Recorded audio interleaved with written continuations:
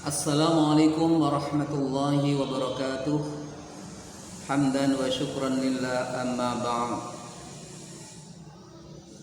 Halo pemirsa, apa kabar? Semoga pemirsa dalam kondisi sehat walafiat. Salawat dan salam semoga senantiasa tercurahkan kepada Nabi kita, Nabi Muhammad SAW. Pemirsa yang dimuliakan Allah Subhanahu wa Ta'ala, suatu ketika baginda Nabi SAW dengan para sahabat ketika berjalan-jalan, beliau berhenti di dua makam.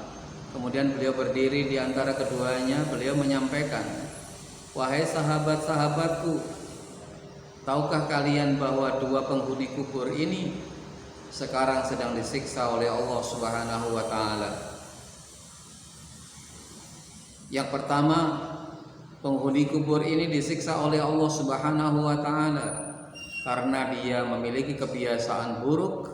Ketika hidup di dunia, dia senantiasa menjadi orang yang berbuat adu domba, suka membuat gaduh, merusak ketenangan di dalam masyarakat, membesar-besarkan masalah, sehingga dia adu domba satu sama lain. Ini adalah perbuatan yang sangat tercela, yang tidak dicintai oleh Allah dan Rasul-Nya. Oleh karena itu, hendaknya kita bisa meniru betapa berbahayanya ketika kita di dunia menjadi orang yang suka beradu domba, sehingga ketika dikubur dia mendapatkan siksa yang pedih dari Allah Subhanahu wa Ta'ala. Bahkan Rasulullah SAW pernah bersabda, "La yadkhulul jannata qatat," tidak akan masuk surga orang yang suka adu domba. Hadis riwayat Bukhari Muslim.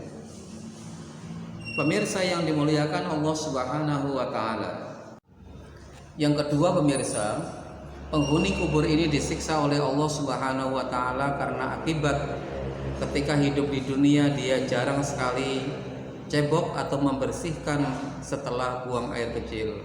Dan ini sangat berbahaya.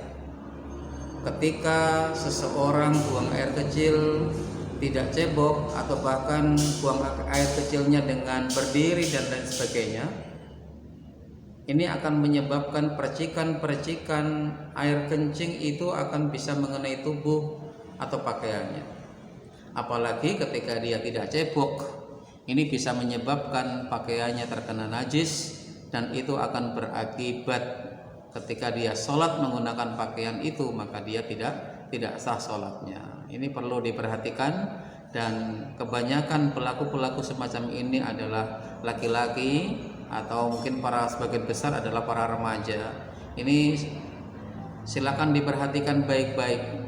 Ketika kalian buang air besar atau bahkan buang air kecil, harus senantiasa memperhatikan setelahnya, yaitu mensucikan kemaluannya. Kemudian diusahakan tidak ada najis yang terpercik mengenai tubuh dan pakaian kita, sehingga kita yakin dengan pakaian kita yang bersih ini, ketika kita beribadah kepada Allah, akan menyebabkan ibadah kita diterima oleh Allah.